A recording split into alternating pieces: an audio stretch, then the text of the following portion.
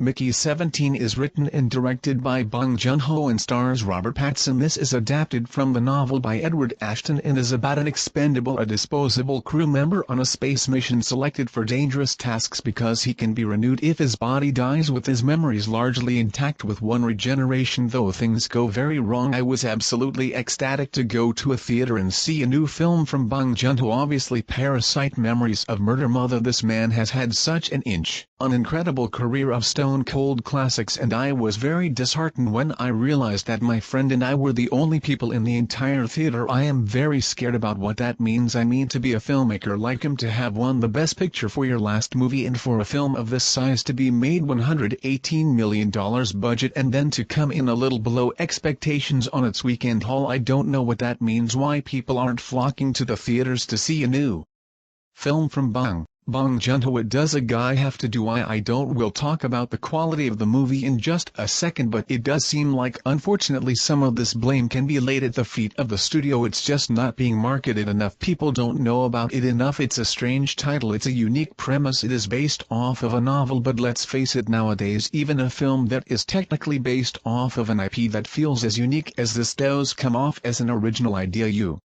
are still trying to enlist audience members to come to your theater for what essentially is an original idea, even though it is based off of a book, because we now seem to live in this world where our movies and our television is regurgitated by some kind of machine that keeps printing out things that we know and love, kind of like how Robert Pattinson can just die and be reprinted in this movie over and over again a million times. My fear is that all the wrong lessons are going to be learned from the box office performance of Mickey 17, and that is that studios are going to stray away from giving quote-unquote URS a lot of money to make films that come off as original, which I really wish wouldn't be the case, but it probably will be, and in the future we'll get Captain America 17 instead of Mickey 17. That's the concern that I have here, and I just want people to go to the theater and see this movie because it is incredibly unique. It's distinctive in every way. Robert Pattinson gives probably the best performance of his entire career. His voice is insane. I guess he based it off of Steve Buscemi in Fargo, which I love. He is so good in this movie, and without getting too deep into spoilers, he is able to play a variation of different characters even though he is playing himself. It's just that as he reprints, sometimes the occasion thing does change and shift, but for most of the movie we are in the eyes of Mickey 17, meaning the 17th reprint of himself, and we're following his journey as he is viewed as the most expendable person on the ship. An early scene hilariously showcases him having to do a repair on the outside of the ship, and once he's finished his crew members are like, yeah, so I mean, we weren't really going to tell you this, but you're kind of really close to the sun's radiation and you're definitely going to have a horrible death. And he's just like, oh alright. This movie is very funny. It's the type of approach that will turn off a lot of people in America because it doesn't